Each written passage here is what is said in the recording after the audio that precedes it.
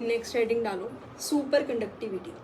Super conductivity phenomena में क्या होता है कि जब हम किसी चीज़ का टेम्परेचर लो करते हैं ना, तो कुछ कंडक्टर्स ऐसे होते हैं जिनकी रेजिस्टेंस बिल्कुल ही ज़ीरो हो जाती है, ठीक है, रेजिस्टेंस रहती ही नहीं है, तो उसको हम बोलते हैं कि वो क्या है, सुपर कंडक्टर्स हैं वो मटेरियल्स, ठीक है। एट लो टेम्परेचर जिनकी रेजिस्टिविटी बिल्कुल ज़ीरो होगी उनको हम क्या बोलते हैं, सुपर कंडक्टर्स बोलते हैं। और इसी फिनोमिना को क्या बोलेंगे, सुपर कंडक्टिविटी बोलेंगे, ठीक है। कि कंडक्टर्स तो हैं बट कौन से हैं, सुपर हैं, मतलब बहुत ज़्यादा अच्छे हैं।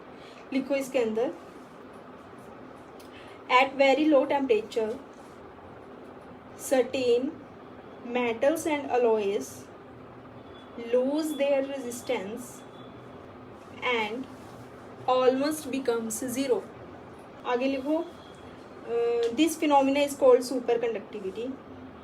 The temperature at which reaches a certain value, that is critical value, where resistance of the material completely zero,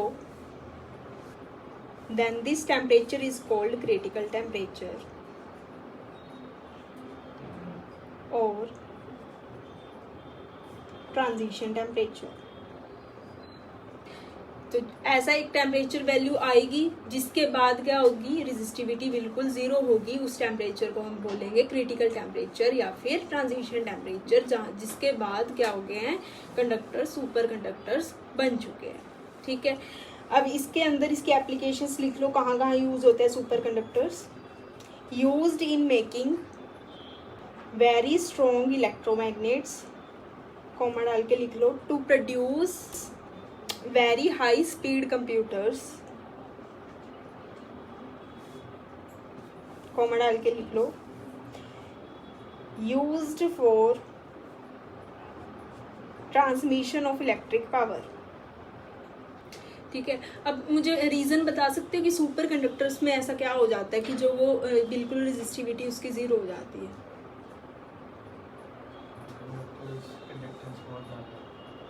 conductance आई कहाँ से ज़्यादा, रेजिस्टेंस कहाँ से पैदा हो रही थी, कोलिजन से।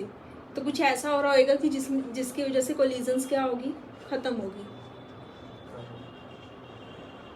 करंट कहाँ से आ गया, मैं पूछ रही कि कोलिजन्स ख़त्म क्यों होगी हाई टेम्परेचर पे, तो वो तो उसी से रिलेट कर रहा है। क्योंकि क्या होता है कि जब जैसे हाई टेम्परेचर कह रही हूँ, लो टेम्परेचर पे जैसे टेम्परेचर लो होता है ना, तो जो फ्री इलेक्ट्रॉन्स होते हैं ना, वैसे तो वो पहले क्या थे, फ्री थे, बट जैसे टेम्परेचर लो हो जाता है वो फ्री नहीं रहते, वो एटम्स जो आयंस है ना उनके साथ डिपेंडेंट हो जाते हैं।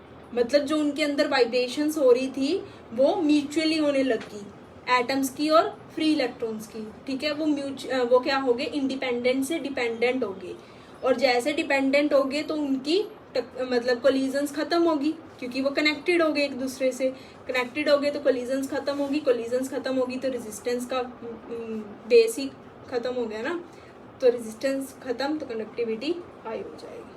आई बात समझ। तो यहाँ पे ख़त्म करते हैं आज की क्लास।